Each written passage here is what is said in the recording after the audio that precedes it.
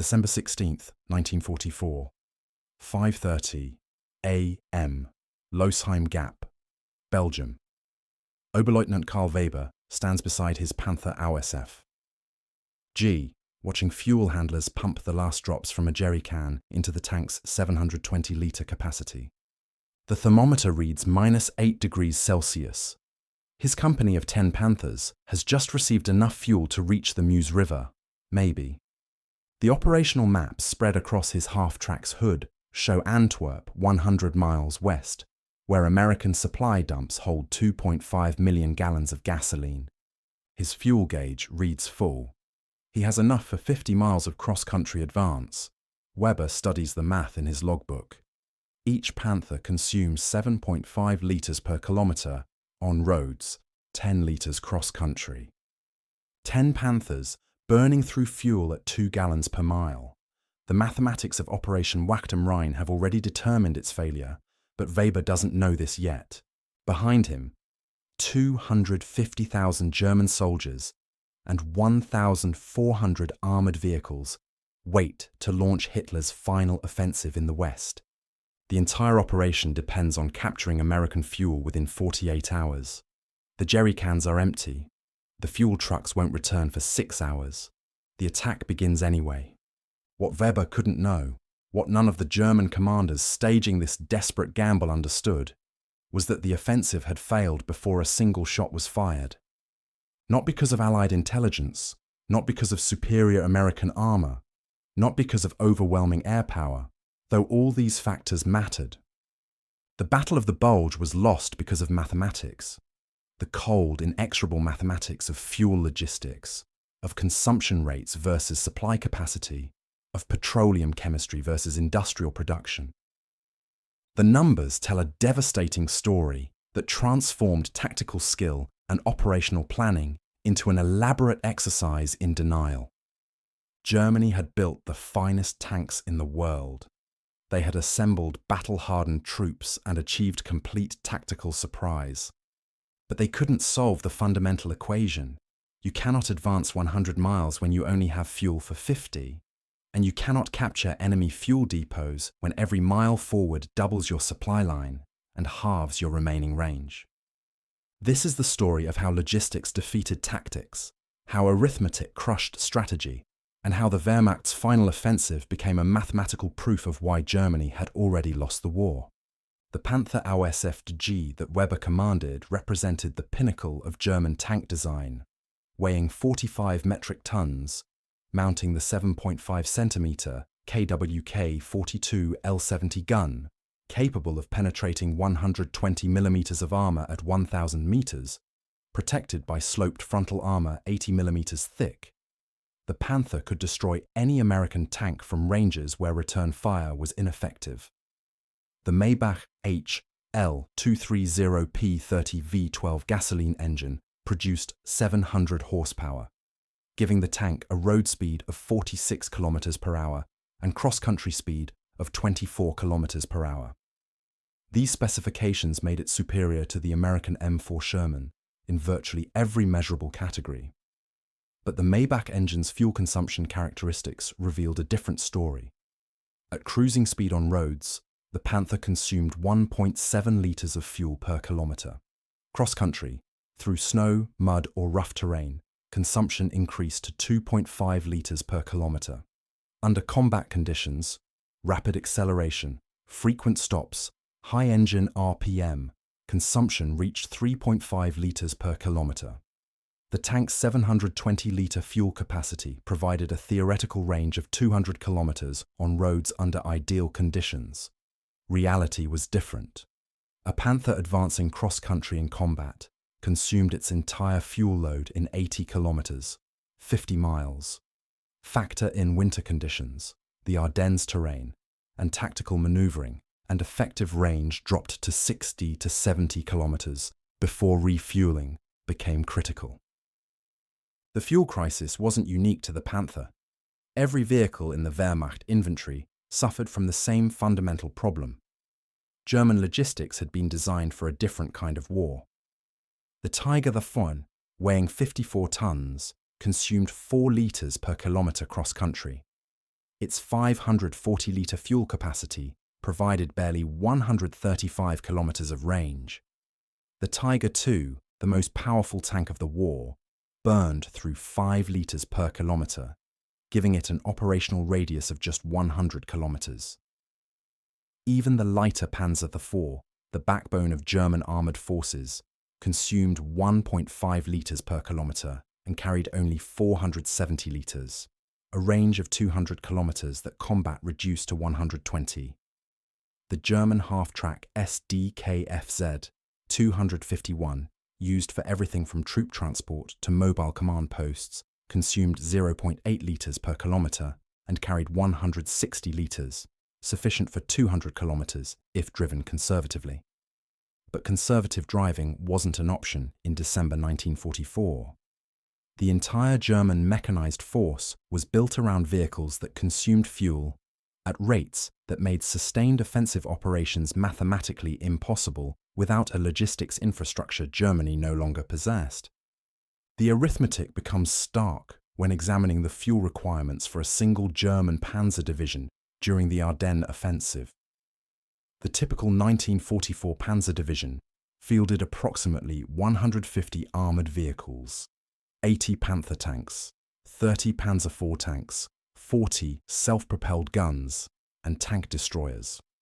Add 200 half-tracks, 500 trucks, 50 prime movers for artillery, and 300 wheeled vehicles for command, reconnaissance, and logistics. This mechanised force, advancing 50 kilometres in a single day of operations, would consume approximately 250,000 litres of fuel, 66,000 gallons. That's the cargo capacity of 17 5,000-gallon fuel trucks. But the division's organic transport could carry only 100,000 litres, enough for 20 kilometres of advance, before the supply trucks themselves needed refuelling. The German solution had always relied on rail transport to forward supply dumps, then short tactical truck hauls to frontline units. The Ardennes terrain, with its limited road network and complete Allied air superiority, made this system inoperable. Every fuel truck attempting to reach forward units had to traverse 40 to 60 kilometres from the nearest secure railhead at Gerolstein, consuming 800 litres per round trip, reducing net delivery to 4,200 litres per truck. The mathematics of the supply chain meant that for every gallon delivered to tanks at the front, nearly 2 gallons were consumed in the delivery process.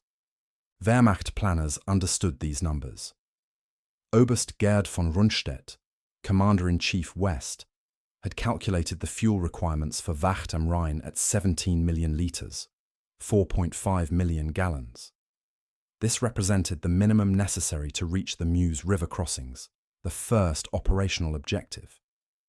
Capturing Antwerp, the ultimate goal, would require 50 million litres. Germany's synthetic fuel plants and Romanian oil fields, still operating in December 1944, produced approximately 1 million barrels per month, 42 million gallons.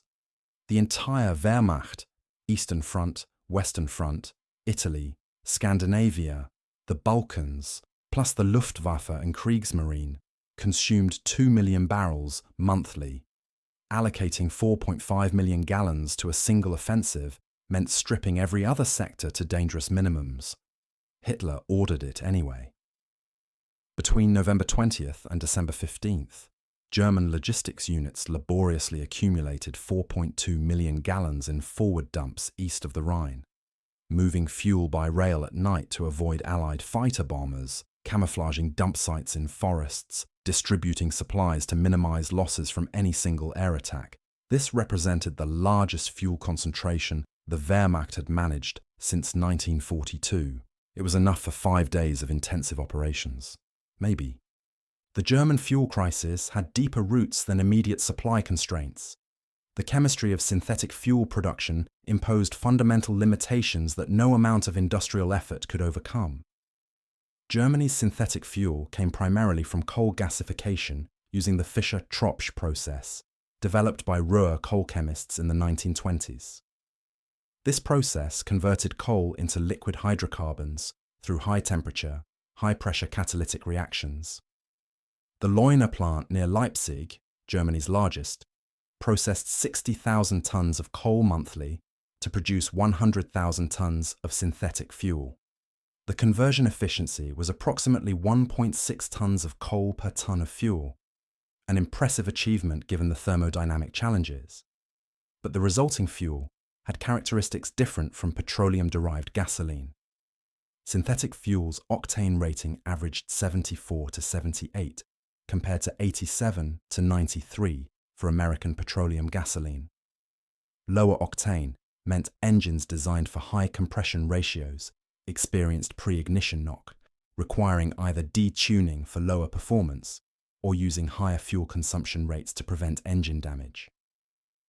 The Maybach HL230 engine was calibrated for synthetic fuel, but the calibration increased fuel consumption by approximately 15% compared to optimal tuning for high-octane petroleum gasoline. The American fuel situation presented a stark contrast that German intelligence officers documented, but higher command consistently dismissed. The United States produced 1.7 billion barrels of petroleum in 1944, 71.4 billion gallons. American refineries converted this crude oil into 25 million gallons of aviation fuel daily and 15 million gallons of vehicle fuel. The US Army deployed 15,000 dedicated fuel trucks in the European theatre of operations. The GMC CCKW 2.5-ton truck, modified with 750-gallon tank bodies.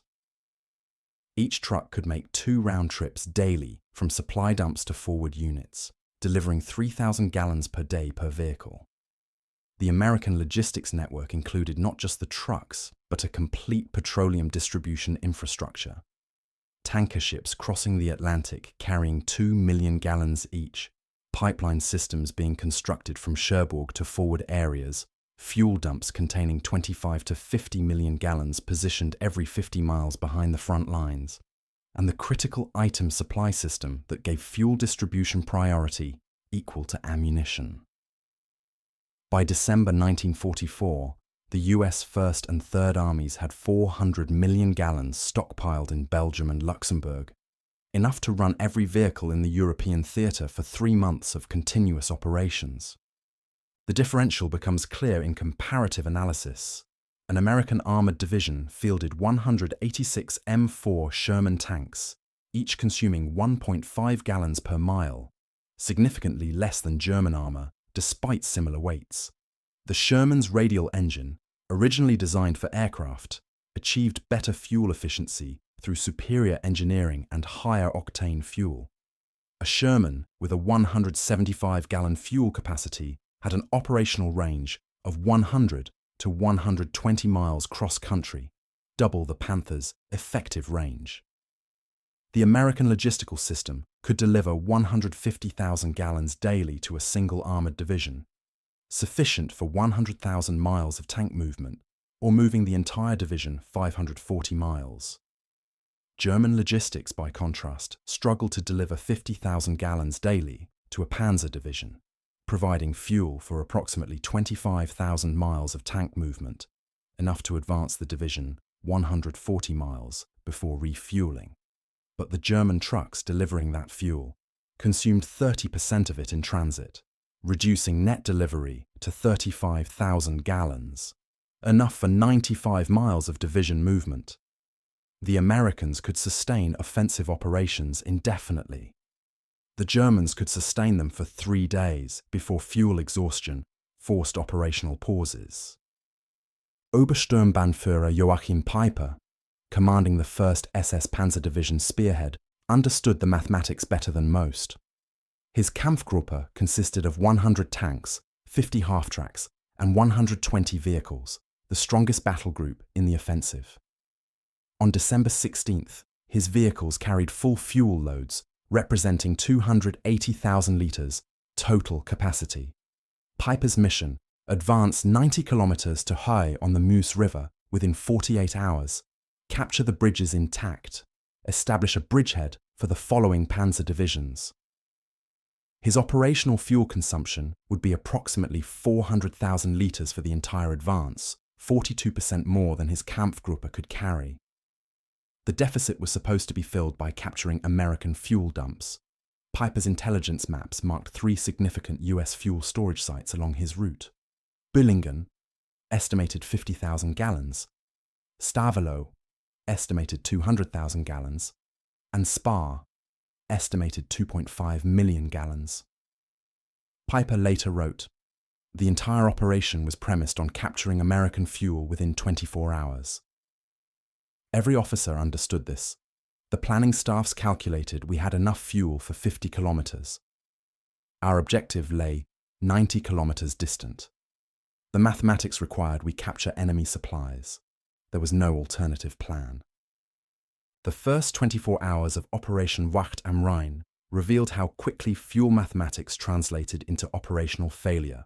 Kampfgruppe Peiper advanced 25 kilometers on December 16th, breaking through American lines at Losheim, reaching Bühlingen by nightfall. They captured the town's fuel dump, 50,000 gallons, as intelligence estimated. But the fuel was 80-octane aviation gasoline, not the 74-octane vehicle fuel German engines required. Peiper's maintenance officers determined the aviation fuel would damage tank engines through pre-ignition knock unless mixed 50-50 with existing vehicle fuel stocks. This reduced the effective captured supply to 25,000 gallons, enough to refuel his Kampfgruppe to 60% capacity. They pressed forward. By December 17th afternoon, Peiper had advanced another 30 kilometers, reached Stavelot, found the American fuel dump, and watched American engineers blow the storage tanks as his lead Panthers approached. Flames consumed 200,000 gallons in 15 minutes. Peiper's fuel situation had become critical. His vehicles were running on empty. The nearest German supply trucks were 40 kilometers east, struggling through traffic jams on roads clogged with 3 Panzer divisions trying to advance through a few narrow routes. At the same moment, 15 kilometers south, the 2nd Panzer Division faced identical mathematics with worse outcomes. The division had begun the offensive with fuel for 80 kilometers. By December 19th, after 3 days of combat, they had advanced 60 kilometers to Celle, within sight of the Meuse River at Dinant. Their fuel gauges read empty. Supply trucks carrying 100,000 litres were somewhere behind them in the massive traffic jam developing along the entire offensive front. Division Commander General Major Meinrad von Lauschert reported, "We have reached our objective area, but cannot proceed. Fuel exhaustion prevents any movement. We request emergency fuel delivery to advance final 12 kilometers to river crossing." The fuel trucks never arrived. On December 24th, American forces counterattacked against the immobilized German armor.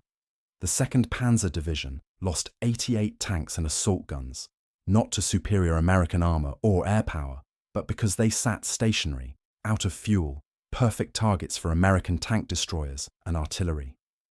Post-war analysis determined that 60% of German armor losses during the Battle of the Bulge occurred, while vehicles were immobilized due to fuel exhaustion. The American fuel network demonstrated why industrial capacity matters more than tactical excellence. On December 16th, as the German offensive began, US First Army logistics officers immediately implemented emergency fuel rationing protocols, not because supplies were insufficient, but to prevent local shortages as units repositioned. Within 48 hours, the US Army's communications zone redirected 500 additional fuel trucks to Belgium, increased fuel deliveries to 3 million gallons daily, and established new forward dumps at Bastogne, Liège, and Verviers. Each dump contained 10 million gallons within 72 hours of the offensive's start. American units never experienced fuel shortages that affected operations. Third Army's 4th Armored Division, ordered to relieve Bastogne, advanced 150 miles in 4 days through winter conditions and arrived with full fuel tanks, ready for immediate combat. This was possible because fuel trucks delivered 200,000 gallons daily directly to the division as it moved. The trucks driving alongside the armoured columns, refueling vehicles while they advanced. German planning had never conceived such logistics. Wehrmacht doctrine assumed fuel distribution occurred during operational pauses, not continuous movement. The Americans had industrialized fuel delivery to the point where their combat units literally never stopped for refueling. The German traffic situation behind the offensive front created a secondary fuel crisis that multiplied the primary supply shortage. 3 Panzer armies, 6th SS Panzer Army, 5th Panzer Army, and 7th Army, attempted to advance through the Eifel region's limited road network. The Ardennes offered perhaps 15 roads capable of handling heavy military traffic. German operational planning had designated specific routes for each division, with detailed traffic control schedules. The schedules collapsed within hours. Vehicles from different divisions merged onto the same roads. Traffic jams extended 30 kilometers behind the front. Tanks, half-tracks, trucks, horse-drawn artillery, and supply vehicles became hopelessly intermingled. Fuel trucks attempting to reach forward units found roads blocked by stationary armor waiting for fuel. Panzer crews left vehicles to walk back to find their supply trucks. Officers commandeered fuel from any passing truck, regardless of which unit it belonged to, creating cascading shortages throughout the entire offensive front. Oberst Friedrich von der Heydte, commanding a paratroop drop behind American lines, recorded, "The roads are chaos. 3 divisions trying to move on routes designed for 1.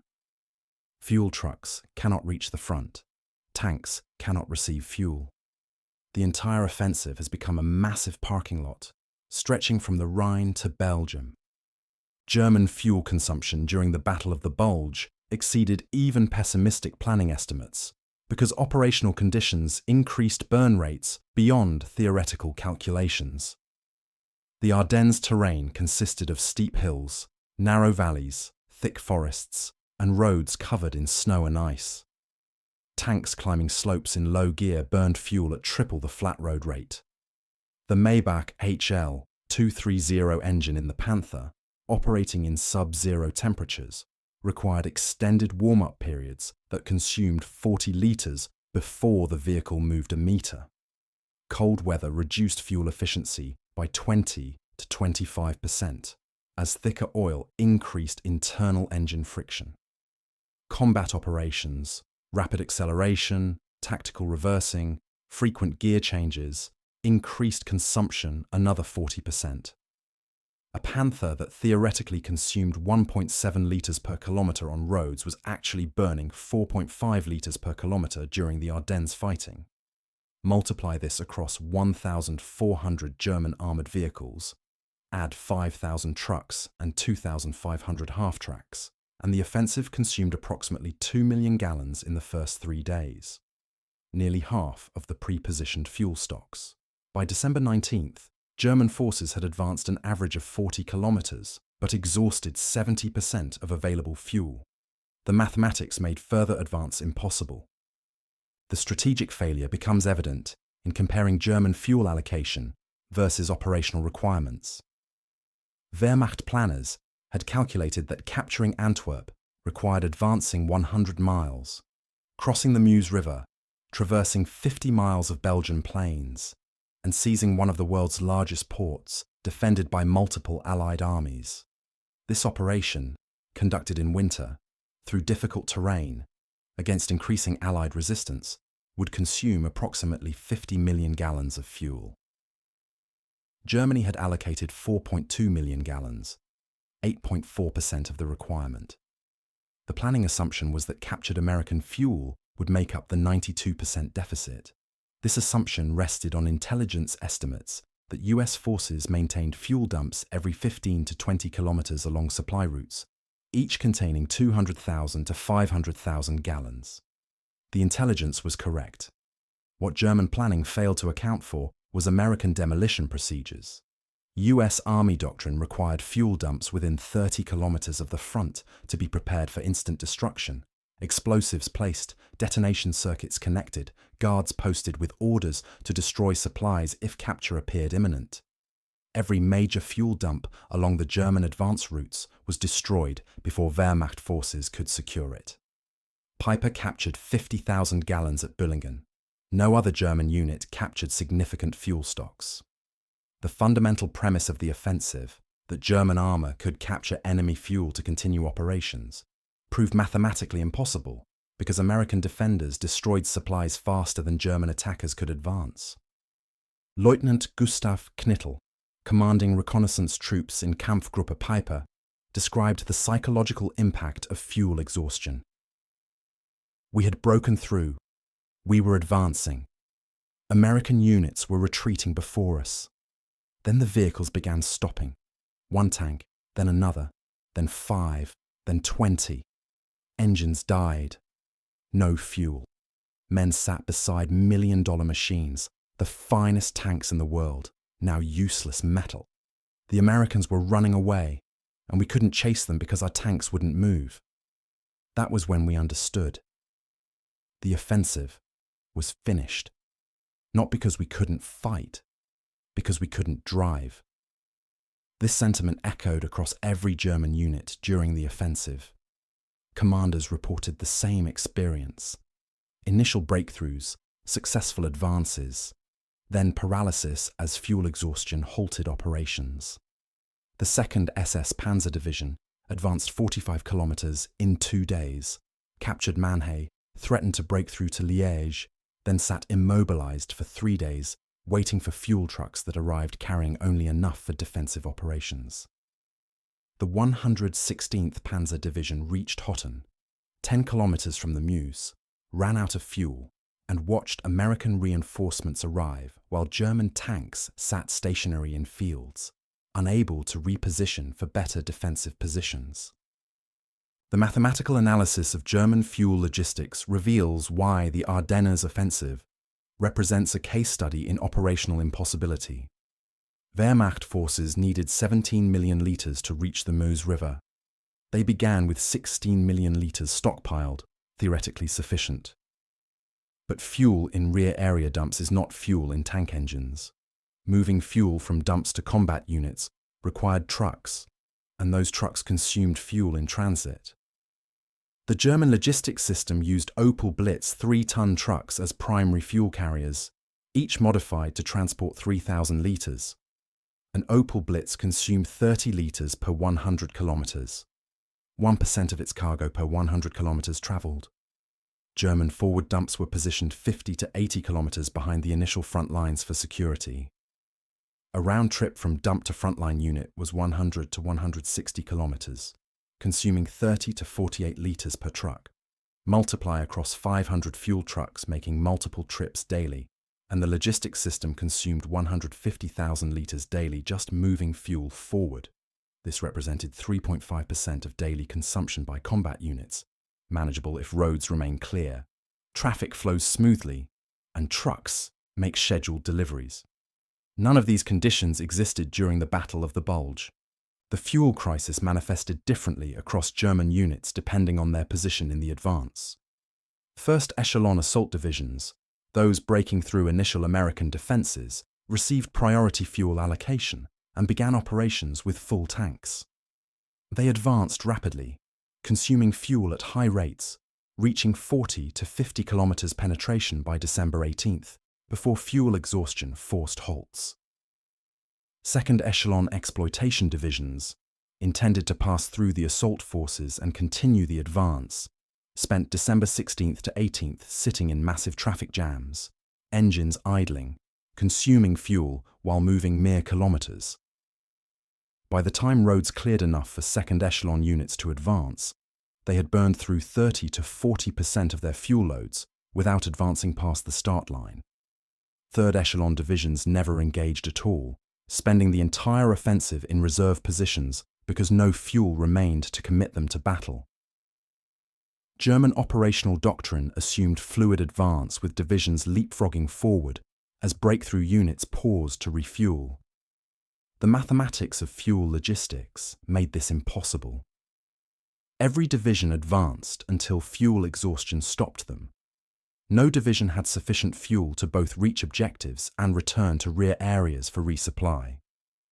The offensive became a one-way advance that ended when vehicles stopped running. The American fuel logistics system, during the same period, demonstrates the decisive advantage of industrial capacity, translated into practical combat power. Between December 16th to 26th, as the Battle of the Bulge reached its crisis point, US forces delivered 30 million gallons to 1st and 3rd Armies, enough to move every American vehicle in Belgium 6,000 miles. This fuel arrived via a distribution network that had been constructed, tested, and refined over 6 months of combat operations since D-Day. The communications zone operated 15,000 fuel trucks continuously, with each truck averaging 2 deliveries daily. This provided 45 million gallons of daily delivery capacity, far exceeding operational requirements but ensuring no unit ever faced shortages. The system included redundancy at every level, multiple supply routes so that one blocked road didn't halt deliveries, multiple fuel dumps so that losing one to enemy action or accident meant minimal disruption, multiple refining sources so that production problems in one location didn't affect field operations. American logistics officers had calculated that losing 50% of their fuel trucks and 50% of their fuel dumps would still leave sufficient capacity to support offensive operations.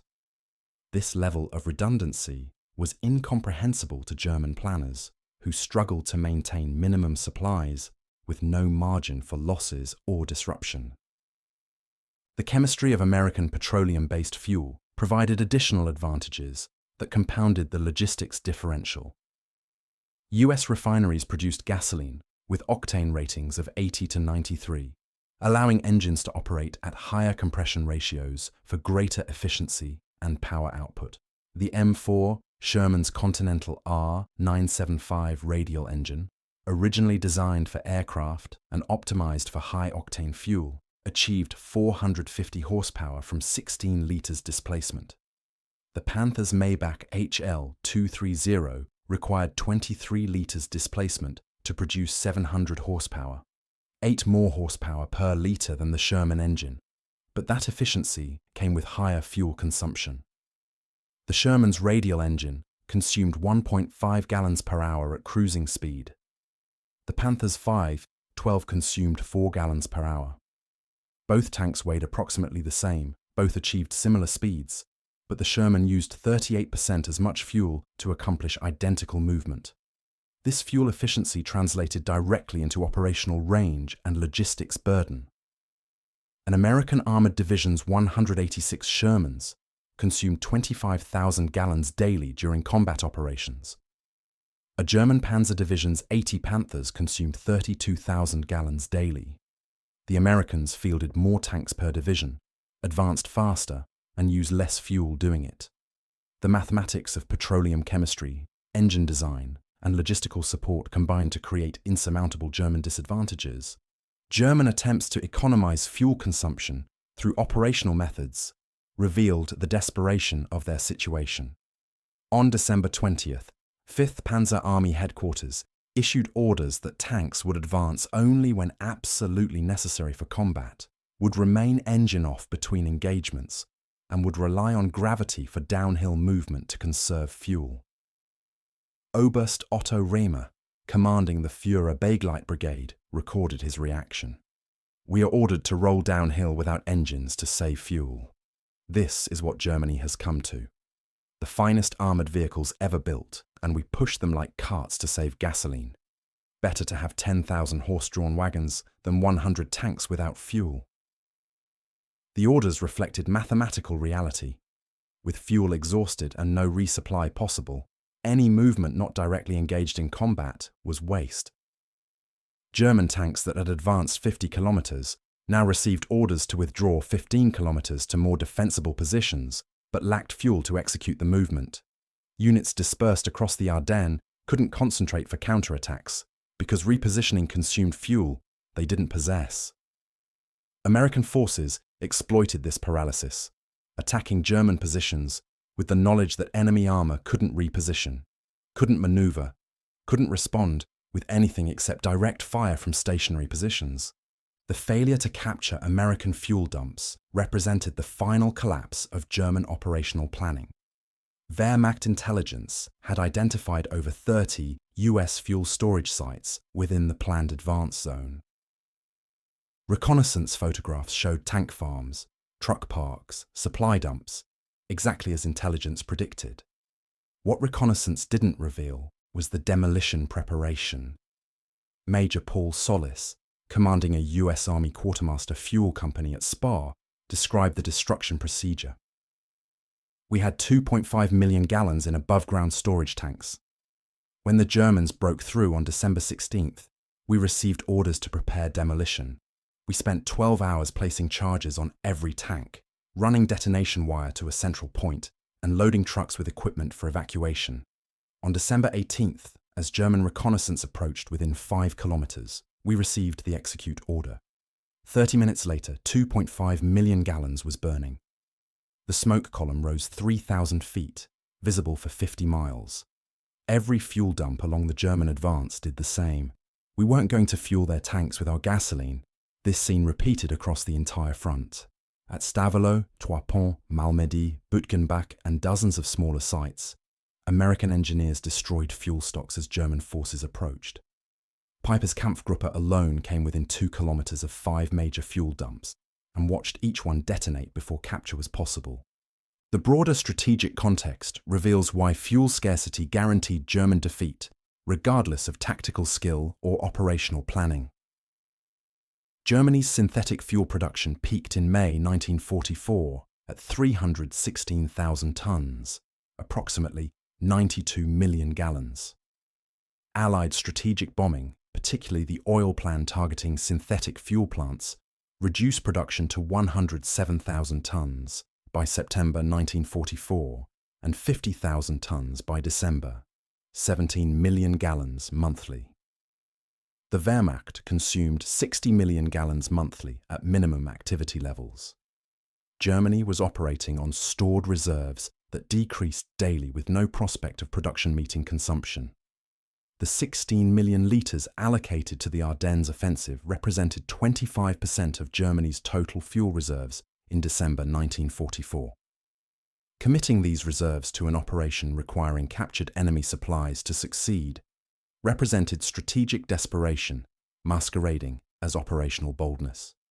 General Feldmarschall Gerd von Rundstedt, who opposed the offensive, stated after the war, "The fuel situation made success impossible.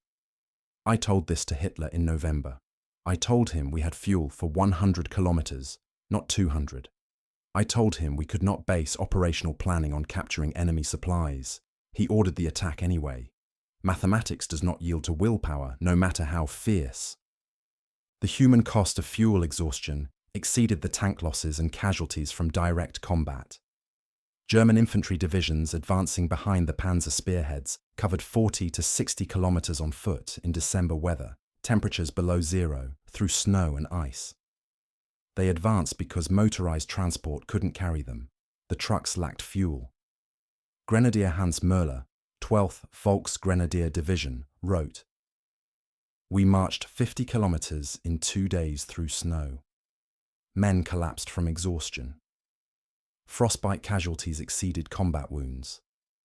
We reached our objective area too exhausted to fight effectively. The trucks that should have carried us sat beside the road. Empty fuel tanks. Useless. Horses from artillery trains died from overwork pulling supplies because trucks couldn't operate.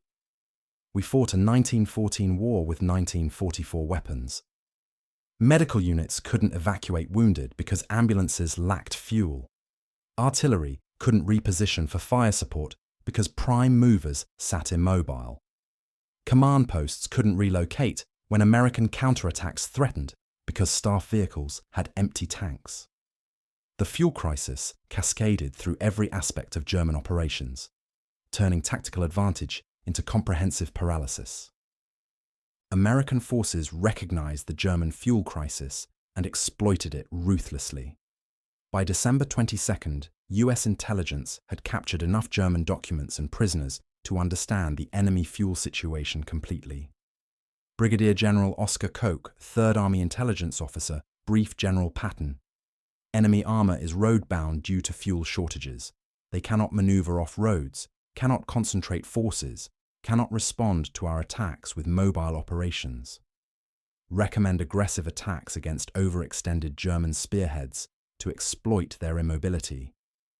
Patton's 3rd Army counterattacked from the south starting December 22nd.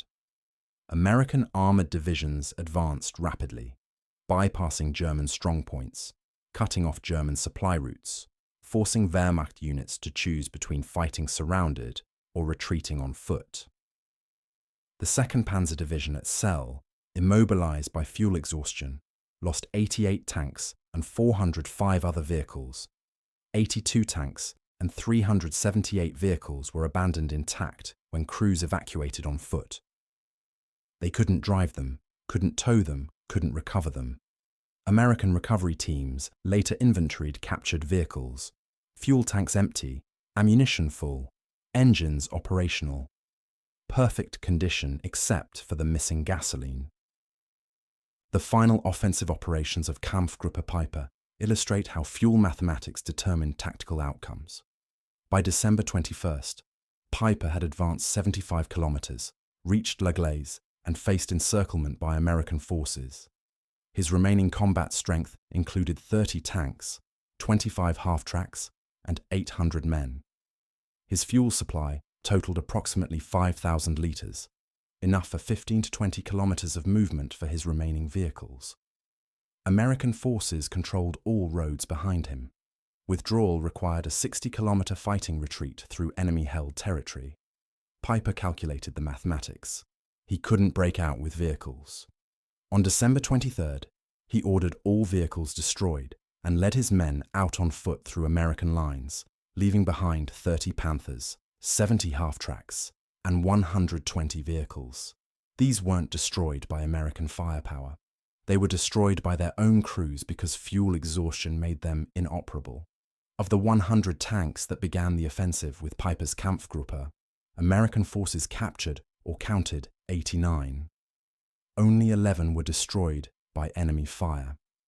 The others died from fuel starvation, mathematical proof of logistics trumping tactics. The economic analysis of the fuel differential reveals the industrial reality underlying military operations. The United States spent approximately $800 million in 1944 on petroleum production, refining, and transportation for military operations. $12 billion in 2025 dollars. This investment provided unlimited fuel for every American military vehicle, ship, and aircraft, with surplus capacity exported to British and Soviet forces. Germany spent 4 billion Reichsmarks on synthetic fuel production in 1944, approximately $1.6 billion at wartime exchange rates, $24 billion in 1944, $2,025.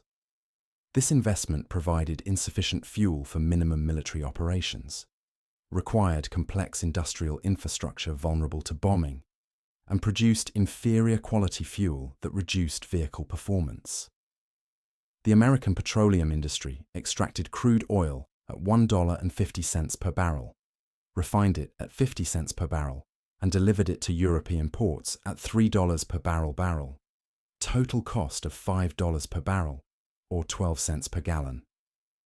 German synthetic fuel cost 120 Reichsmarks per ton to produce, approximately 75 cents per gallon at official exchange rates, 6.25 times American petroleum costs. Germany couldn't compete economically, couldn't compete industrially, and ultimately couldn't compete militarily. The mathematics of fuel logistics merely made visible the underlying economic reality that had determined the war's outcome years earlier. The Battle of the Bulge officially ended on January 25, 1945, after 40 days of combat. German forces had advanced a maximum of 80 kilometers, captured no significant objectives, and achieved no strategic goals. The offensive consumed 20 million litres of fuel, 5.3 million gallons, exhausting Germany's strategic reserves. American forces expended 85 million gallons during the same period, and ended January with larger fuel stockpiles than December. The differential tells the story. Germany committed every available resource to one offensive and couldn't sustain operations for 6 weeks. America treated the Battle of the Bulge as a temporary supply challenge, requiring modest adjustments to logistics scheduling. The Wehrmacht never launched another offensive operation. They lacked fuel for strategic movement, lacked fuel for tactical repositioning, lacked fuel for anything except defensive operations where armor remained stationary until American attacks destroyed it.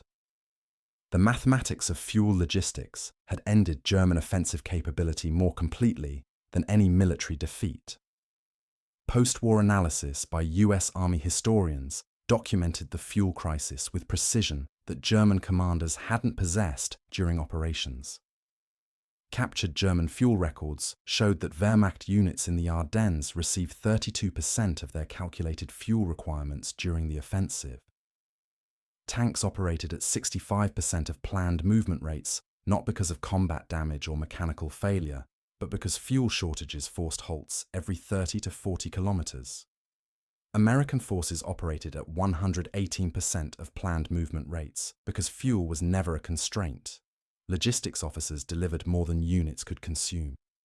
The Strategic Bombing Survey interviewed German logistics officers who confirmed that synthetic fuel plant bombing had reduced production by 75% between May and December 1944. Without that production cut, Germany would have possessed sufficient fuel for the Ardennes offensive to reach the Meuse River. They still wouldn't have reached Antwerp. Operational requirements exceeded any plausible German fuel production. But they would have created a genuine strategic crisis for Allied forces. Allied strategic bombing didn't just reduce German fuel supplies.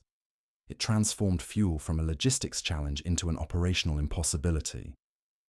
The mathematical lessons of the Ardennes offensive transcended the specific battle and revealed fundamental truths about modern mechanized warfare. Maneuver warfare requires fuel in quantities that exceed ammunition consumption by factors of 10 or more. An armored division in sustained combat consumes 150,000 gallons of fuel daily versus 50 tons of ammunition. Fuel logistics determine operational tempo more than tactical skill, technical superiority, or battlefield advantage. American forces weren't necessarily better trained or equipped than German forces, but they could move continuously, concentrate forces rapidly, and sustain operations indefinitely because their logistics network functioned at industrial scale. German forces possessed superior tanks, experienced troops, and achieved tactical surprise, but couldn't exploit any advantage because they lacked fuel to maneuver. The battle proved that in modern war, mathematics defeats courage, logistics trumps tactics, and industrial capacity determines outcomes regardless of battlefield skill. The legacy of Germany's fuel crisis extended beyond immediate military defeat into fundamental questions about Nazi strategic planning and decision-making. Hitler had launched a major offensive knowing fuel supplies were insufficient, gambling that captured American stocks would sustain operations, ignoring mathematical reality in favor of ideological conviction that willpower could overcome material limitations. This wasn't isolated folly. It represented systematic Nazi leadership failure across all aspects of war strategy. Germany developed superior weapons systems like the Panther, Tiger, and Königsteiger tanks, but couldn't fuel them adequately. They built the Me-262 jet fighter, but lacked aviation fuel to fly it operationally. They deployed U-boats with advanced technology, but couldn't provide diesel fuel for extended patrols. Every technical advantage was nullified by fuel scarcity, and every fuel shortage traced to fundamental strategic errors, failing to develop petroleum resources adequately before 1939, failing to capture Soviet oil fields in 1941 to 1942, failing to protect synthetic fuel plants from bombing after 1943. The Ardennes Offensive was the final demonstration of mathematics defeating fantasy, of industrial reality crushing ideological determination. Oberleutnant Karl Weber, whose Panther sat beside a Belgian road on January 20th, 1945, out of fuel, surrounded by American forces, later reflected on the offensive. We were told we would capture American fuel to continue operations. This was the plan. We advanced 50 miles, and our tanks stopped running. The Americans destroyed their fuel dumps before we could capture them. Everyone knew this would happen. Every tank commander understood the mathematics. We had fuel for 50 miles. Our objectives were 100 miles away, and we based success on capturing enemy supplies. This wasn't a plan. This was desperation, pretending to be strategy. We lost because we couldn't solve basic arithmetic. How do you advance 100 miles with fuel for 50? You don't. The war ended the moment our fuel tanks hit empty.